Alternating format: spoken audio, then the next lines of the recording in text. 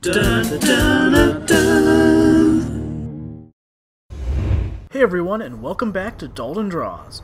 Things are a little different this time around, as you may have already noticed. For starters, I'm talking. That's new. I'm also using a different art program than before.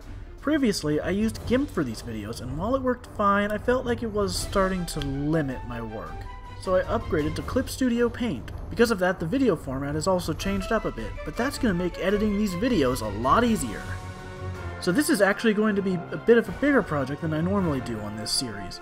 It'll be a 3-part series of videos where I'm illustrating this entire image, featuring many of the Marvel Cinematic Universe's characters. Not all of them, and I'm sure there's going to be some obvious omissions, but I just wanted to give this a sense of scale rather than represent every single hero. I probably should have recorded the sketch process too. I thought about that while I was working on it, but it was already like an hour into the sketch, so it seemed like a waste at that point. I just decided to start afterwards.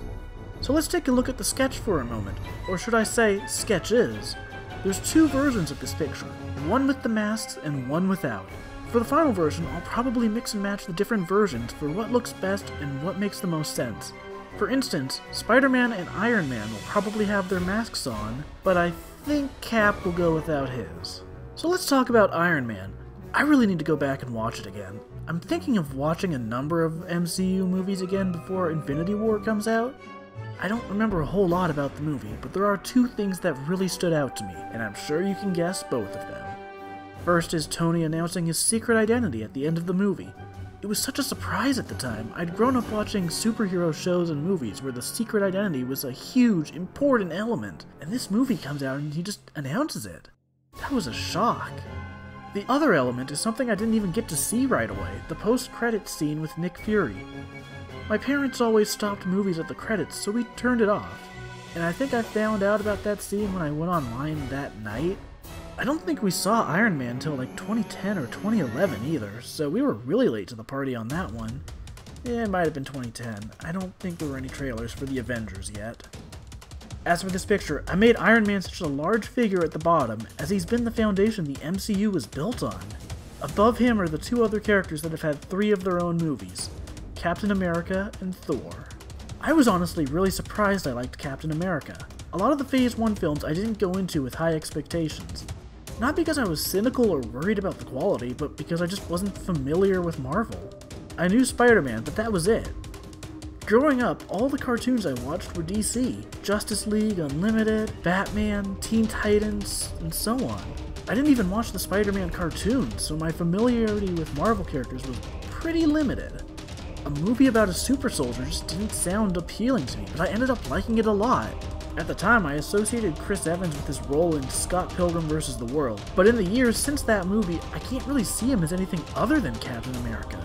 He was just such a natural fit for it. Working on this picture, getting the shield to look right was the biggest challenge. The way it's cropped by Iron Man's arms means I didn't have to draw all of it, but it also made getting all of the curves to look right a real challenge. I think I got it to look pretty good though, and the color and shading definitely helped.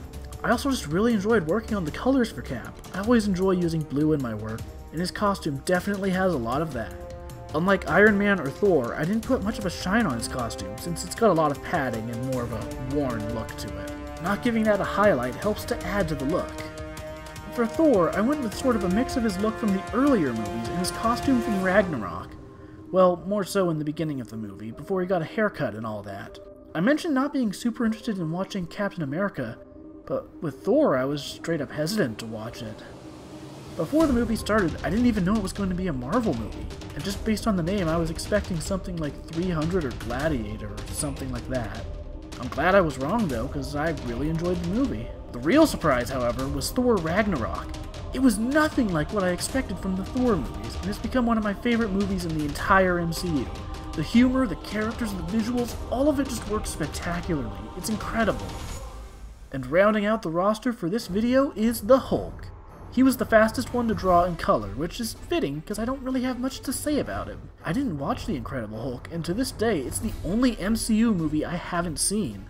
I've enjoyed the Hulk in other movies though, like the Avengers and especially in Ragnarok. The way he was used in that movie was just fantastic, and really made me like the character even more. So that's all for this episode. Let's take a quick look at the current progress. The next episode will likely include a lot of characters, but these 4 were front and center and needed the most time. If you enjoyed this video, be sure to like and subscribe. You can support more work like this on Patreon, so please check that out too. Thanks for watching, and tune in next time!